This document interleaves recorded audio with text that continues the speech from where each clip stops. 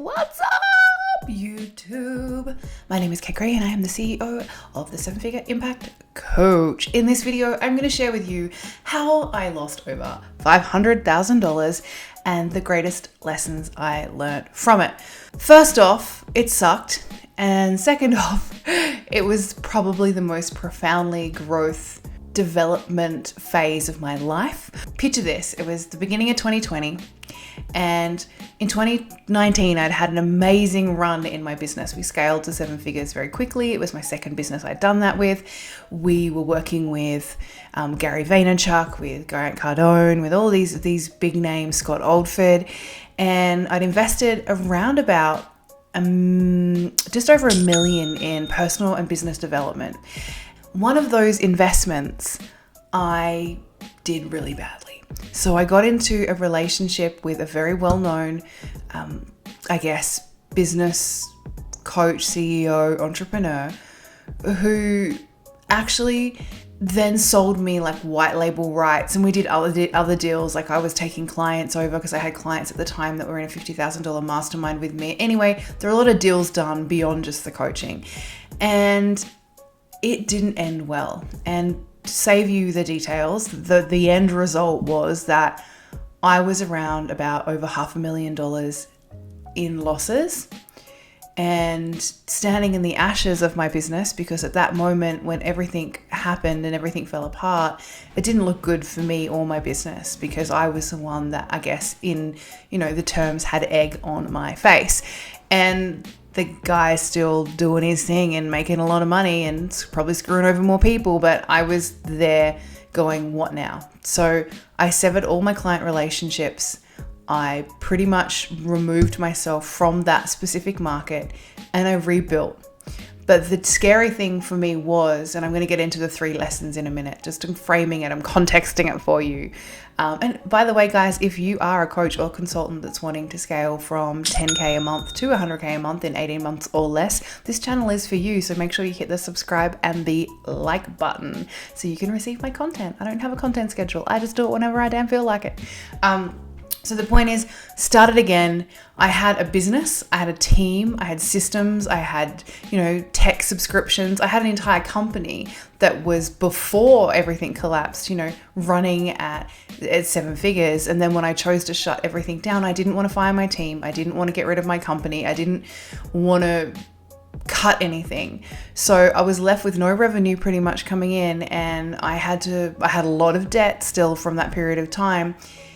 And I had to just freaking build it up. I just had to hustle my ass off to get back. But it was scary. Like, it was really tough, guys. I don't want to cry, but here are the 3 things that it taught me before I go into crying. First is that successful entrepreneurs have what I like to explain as courage or grit. And what the definition of that is that they're able to move forward in the face of hopelessness. So when it looks like it's not going to work, when you look like you don't know how you're going to make payroll and pay your team, when it looks like you don't know how you're going to pay your rent, when it looks like you don't even know how to put food on the damn table. And in my case, it was like how I was going to keep this company going when I had no clients. I was entering into a new market. Oh, and COVID came. So everyone was freaking out and not buying shit.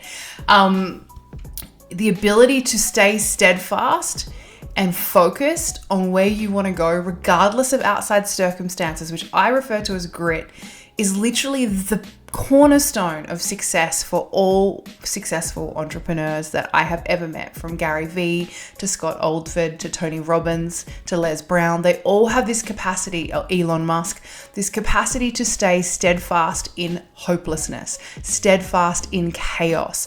They have this capacity to, no matter what, just keep going. It's that simple. It's not a strategy. It's not something that I guess, I can be like, here's my templates for how to build grit. It's something that you have to cultivate through being in situations that help you develop it, just like you develop muscles in a gym. So that is the number 1 lesson, is that I learned that not only did I have grit, I learned that grit was a key component to anyone that I worked with moving forward as to whether they were going to actually reach the level of success that they wanted to reach. And The next thing I learned was, just because you have money, you don't have to spend money. What I mean by that is I was earning a lot of money and pretty much all of it was going back into my development.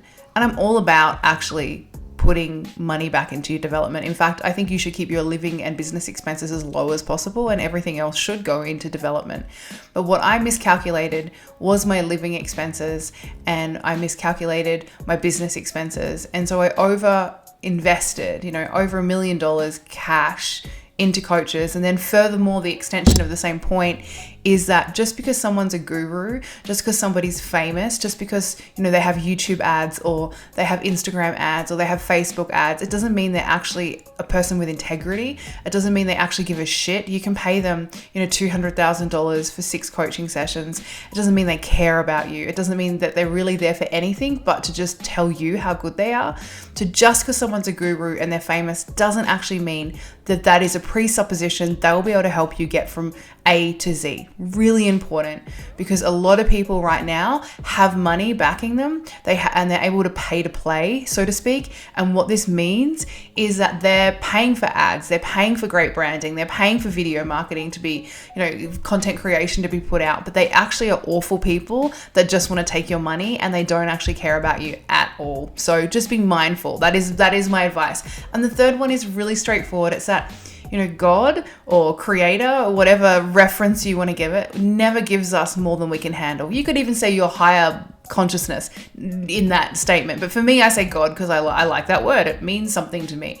So God never gives us more than we can handle. So if you're going through something right now and you feel hopeless, you don't know how you're going to actually come through the other side, remember, exercise grit. Keep moving forward in the face of complete and utter chaos, complete and utter hopelessness, and know that you are going through this for your own good. There is something in this situation that is a gift. There's something in this situation you have to experience in order to reach your fullest potentiality. Right? The cross we bear becomes our freedom, our liberation. So know that if you can just put one foot in front of the other and know and have faith that you've got this, because if you didn't have this, you wouldn't actually be given this to deal with. If you can really just go one foot in the front of the other and know that it's not a matter of if you're going to succeed, it's a matter of when, as long as you keep going. Consistency in the face of adversity, consistency in the face of chaos, consistency in the face of complete and utter helplessness, you will get there. Because God or creator or whatever you want to say never ever gives us more than we can handle. I'm Kate Gray. I am the CEO and co-founder of the 7-Figure Impact Coach. If you would like to subscribe to my channel, I'd be extremely grateful. If you're a coach who wants to scale from 10K to 100K months in 18 months or less, this channel is just for you. Hit the subscribe button, hit the like, and I really would love you to leave a comment about what are your 3 things you've learned as an entrepreneur, as a coach, going through chaos. What are your 3 things? Put them below and I'd love to check them out, and I'll definitely comment back. Big love. Till next time, guys.